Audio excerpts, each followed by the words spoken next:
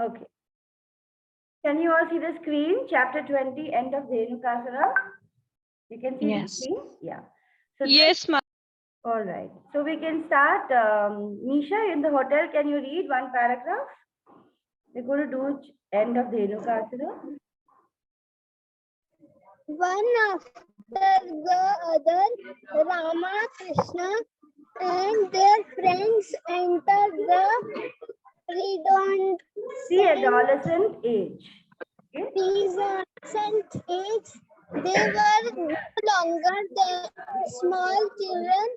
They began to tend the grown-up cattle now.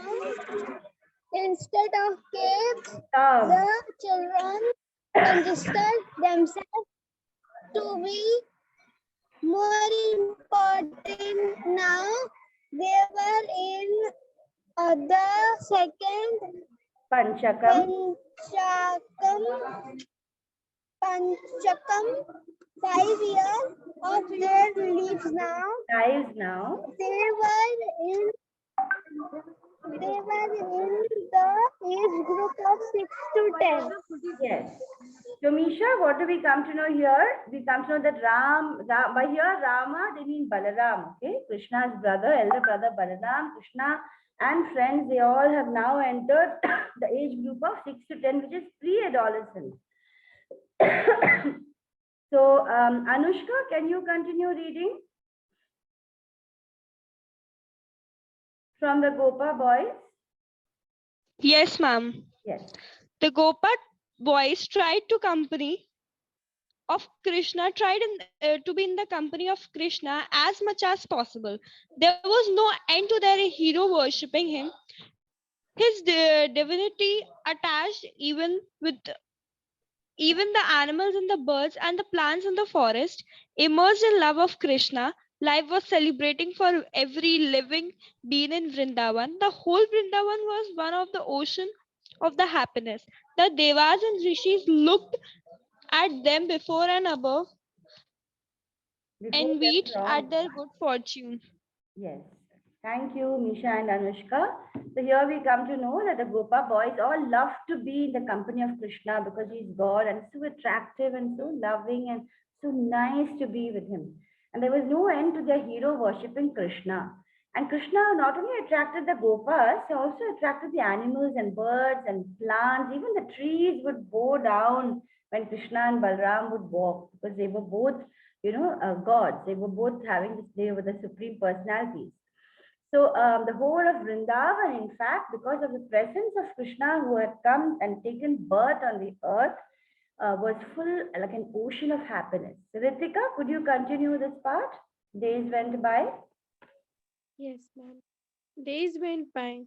Once, Krishna's most intimate friends, Sridama, Subala, and Stoker Krishna, addressed Krishna and Balrama with great love and affection thus: Dear Balrama, you are very powerful. Your arms are very strong. Dear Krishna, you are very expert in killing all kinds of disturbing demons. Will you kindly know that just near this place there is a big forest of the name Tilvana?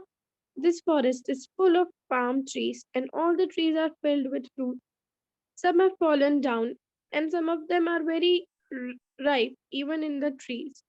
It is a very nice place, but because of a great demon, Dhenukasura, it is very difficult to go there. No one can reach the trees to collect the fruits. Dear Krishna and Balrama, this demon is present there in the form of an S, and he is surrounded by similar demon friends who have assumed the same shape.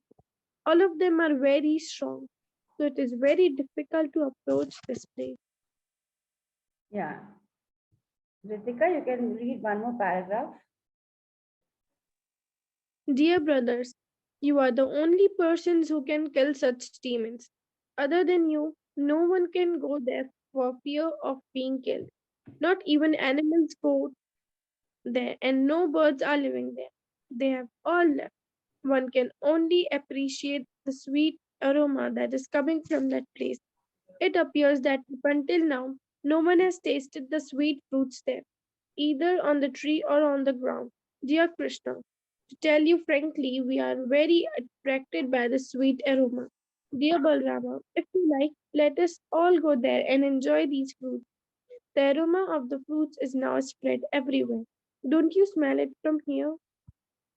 Yeah, thank you, Ritika. So here we see how there is a discussion about a forest, Talavana, and in that forest there is a demon in the form of an ass, that is Dhenukasura. And people, not only people, animals, birds are also scared to go there. But that tree, that forest has trees which have very nice, sweet-smelling fruits. So all these friends of Krishna and Balrama, they praise them and say, please, could we do go there and try those fruits out? Arya, can you continue reading from when Balrama and Krishna? Yes, mom. When Balrama and Krishna were thus petitioned by their intimate friends, they were inclined to please them, and with smiling faces, they proceeded towards the forest surrounded by all their friends. Krishna, Balrama, and the other boys entered a particular part of the Talvana forest, which was a palm grove.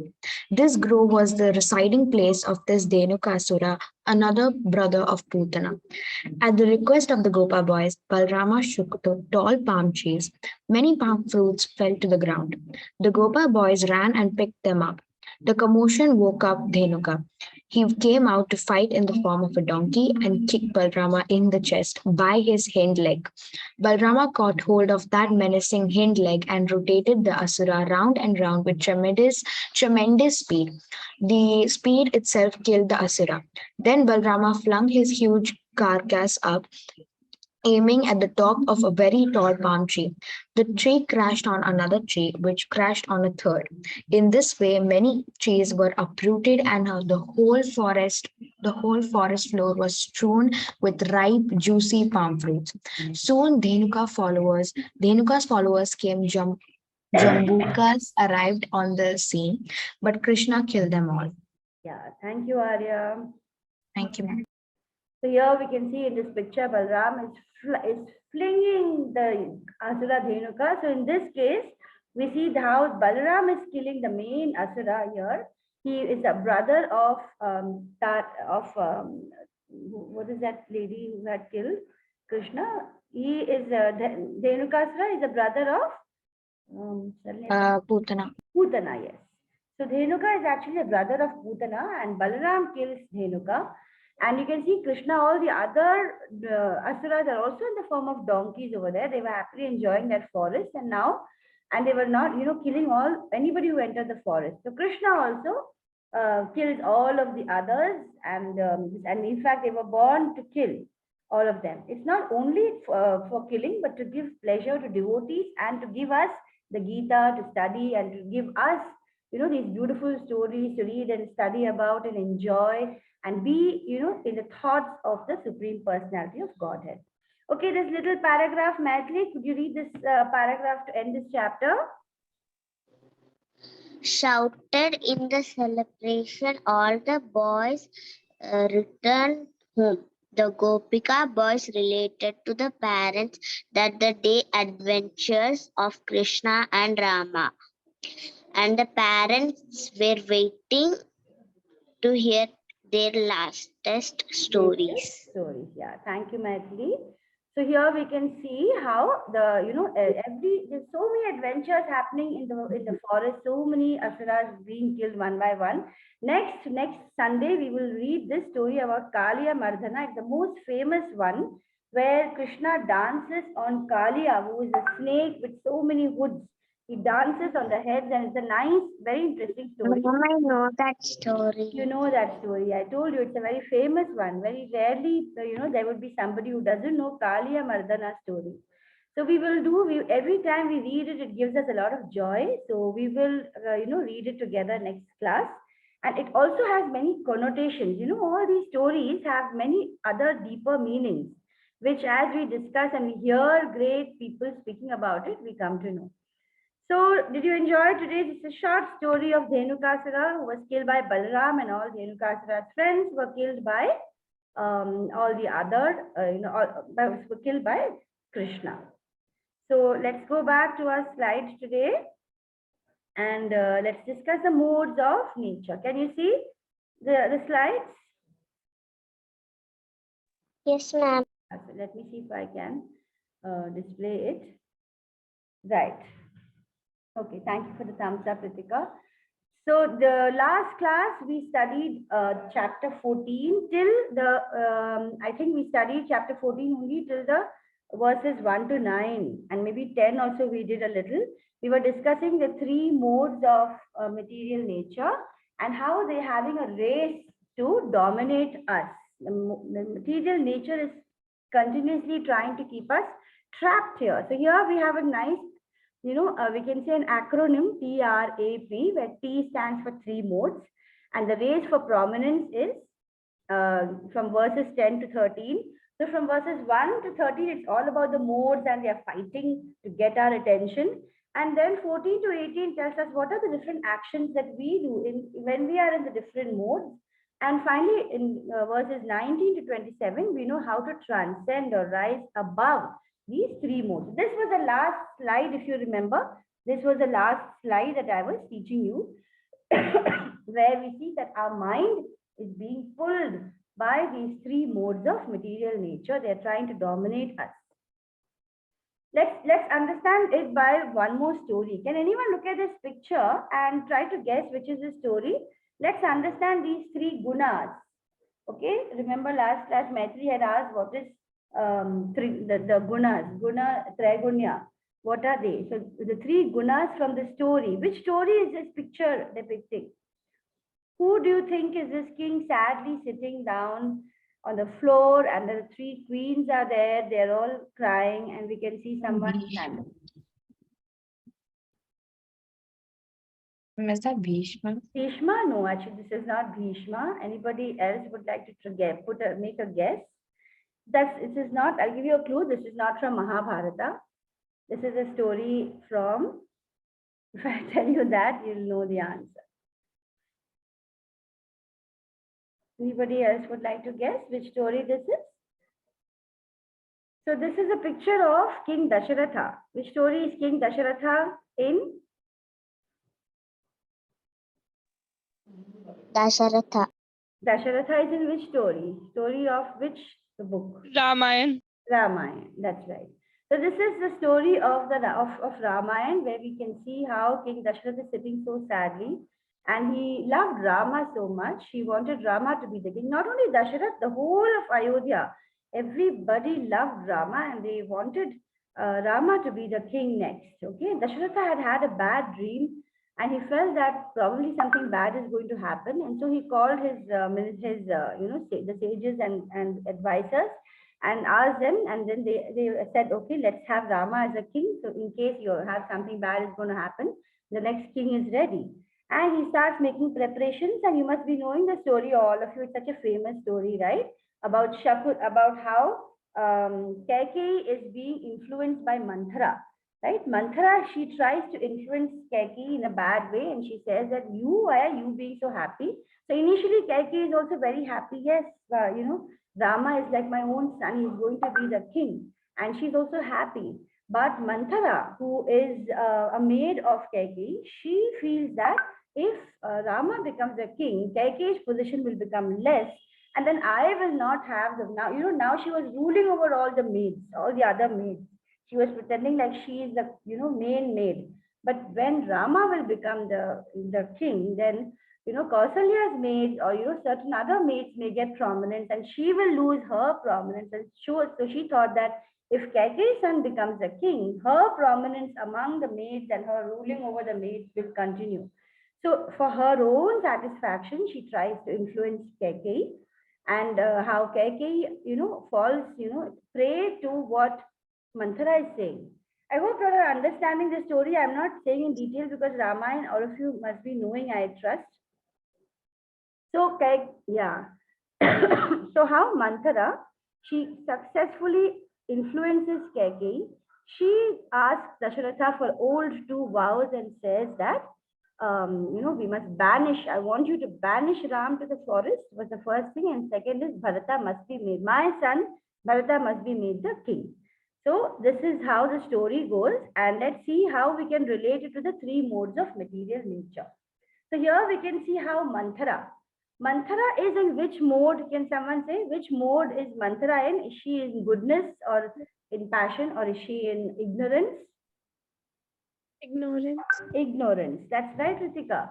So when one is in the mode of ignorance, you do not think of anyone but yourself.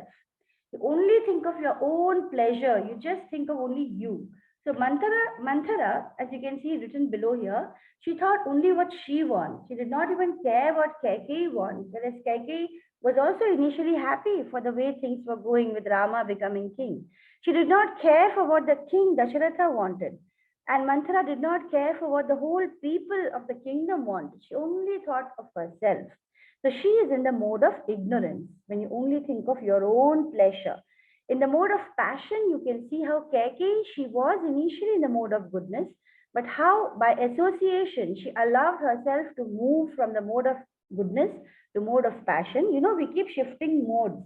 We are never in one mode all the time. The modes keep winning. One mode will win, then another. So they're fighting for dominance. A mode of passion wins over Kaikeyi, and now she becomes greedy, and she also wants to be the chief queen with her son as the king. And she, you know, she longs to take over, and actually mode of passion takes over, and greed and longing, it becomes more prominent in us when we allow mode of passion to start dominating us.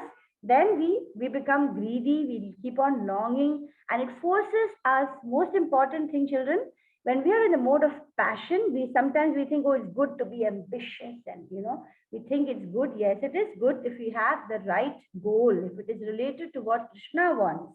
But if it is related to only our own, sensual pleasures, or pleasure to satisfy our own ego, then it is mode of passion. What happens when we are in mode of passion? We do things which we don't really want to do. We know it's not correct. You know, sometimes we put another person down, or we do secretly things to stand up, to be better than others, just for our own passion fulfillment. We want to be glorified. So Kaikeyi's example here tells us also the impact of wrong association. She allows herself to be carried away by Manthara's words, and we should be very careful, because sometimes association makes us shift from the mode of goodness to the mode of passion. So we can see how Kaikeyi, she throws away her jewels, and how she's behaving so, unbecomingly. Nobody expects, a queen to behave like that. She behaves and she takes all the wrong decisions. And then Sumitra is one queen about whom we don't discuss much, but she is in the mode of goodness, because she asks her own son Lakshman that, you should be the one to take care of Rama. So she knows that Rama is God, and that is the right thing for you to do. So a person who is situated in real knowledge knows what is right, what is wrong, and she's also sad that Rama is going, but she doesn't, stop her own son from going. She says, go. She wants her son to do what is right. She says, there's nothing greater than serving Lord Rama. She knows that he is Rama. So in the Ramayana and in the Mahabharata, we actually have many people who know that Rama actually is God. And many people in the Mahabharata know that Krishna is God. But there are many others who are in the mode of ignorance or in the mode of passion, like Duryodhana in the mode of passion, or Dhritarashtra in the mode of ignorance, who don't know that Krishna is God. Because you will know God only when you are in a mode of goodness, or in above all the three modes. That's when you can recognize God. Otherwise, God will come in front of you and you won't even know, because you're, blinded by the mode of ignorance and passion, that you can't even see what is there in front of you. Right? So this is what we can learn from this story. I hope it was helpful for you to understand the three modes. Now here, children, I want you to contemplate. There were some learned sages or acharyas. They have explained Ramayana. There are different levels. You will hear different learned people trying to explain things to us by giving, by using different connections. For example, Ayodhya, is compared to our body, Rama in our body resides in our heart as Paramatma. And we are like Kaikeyi. We are, each one of us are Jivatma like Kaikeyi. And Manthara is like our mind, always telling us to go behind senses and sense objects. Right? So Manthara only cares for its own sense enjoyment. Our mind is also like that. Come on, go rest, go relax, go enjoy, go eat more of unhealthy food. A little go on. The mind will constantly tell us to go after sense and sense objects. But what should we make the Kaikei in our Jivatma do? Not listen to Manthara. We must not listen to our mind. We must be above our mind. Instead, we must guide our mind and we must focus on the Krishna or Rama or the Paramatma in our heart. So this is one way of looking at Ramayana. As you listen to many discourses by learned acharyas, you will get many nice connections which help us to understand the scriptures better. So I like this a lot, so I wanted to share it with you. So last class, actually, I think we were able to do only up to verse, I think 8 or 9. I don't remember exactly, but I wanted to just revise this. So when you're in the mode of goodness, you are. Can somebody take over and explain maybe instead of me explaining? Because the slide is quite self-explanatory. Who would like to go first and explain this slide? Who would like? Can you raise your hand if you want to explain this slide? Two have raised their hands. Okay, Ritika and then Arya. So Ritika, you explain this slide. Arya, you can explain the next one. These are the three modes of nature. The first one is goodness, second one passion, and the third one is ignorance. In the goodness mode, too self-satisfied to follow the dictations of super soul. And in passion mode, his desires speak loudly and he cannot hear the voice of the super soul. In the mode of ignorance, he is too inert, ignorant, and meant to hear the super soul. Yeah, so in all three, what is common, Ritika? Super soul. Yes, they are all three not able to hear the super soul. So this is what is the real secret. Even mode of goodness forgets to think of super soul because they are so satisfied. I'm doing good things. I'm so nice. I'm reading the scriptures. I know I'm a good person. So even the good person, forgets to think of super soul, not always, but many times. And passion also, he's so busy running after his ambitions, he doesn't even want to hear. Suppose you will tell your friend, come, no, there's a Gita class going on. Oh, I don't have time for all this Gita and all. What is this? I don't have time. I am busy. I'm preparing for some Olympiad or whatever.